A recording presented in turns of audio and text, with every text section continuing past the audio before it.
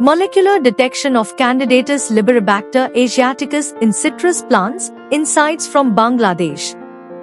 By Mohammad Mehbubul Haq, MD, Najmul Hassan Mehdi, Jannatul Fat House, Mehbooba Kenez Hasna, Ibrahim Khalil, Kilometer Edun Nabi, Nipa Rani Paul and Fahmida Sultana Monica.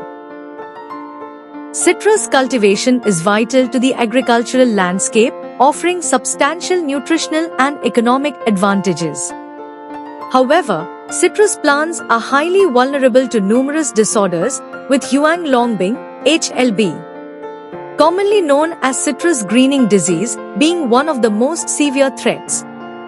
This devastating condition is attributed to the fastidious bacterium Candidatus liberibacter asiaticus, which poses a significant risk to the citrus industry in Bangladesh.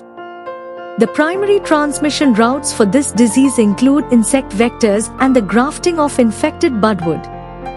Recent advancements in diagnostic techniques have highlighted the polymerase chain reaction (PCR) method as a more reliable and sensitive approach for detecting the greening bacterium compared to traditional methods such as electron microscopy, DNA to DNA hybridization, and immunofluorescence.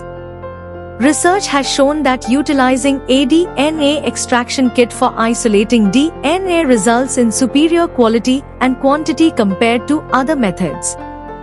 In a study conducted at the Bangladesh Institute of Nuclear Agriculture in Mymensingh, researchers collected 10 samples from symptomatic trees, revealing that 4 samples, 40%, tested positive for Candidatus liberibacter asiaticus.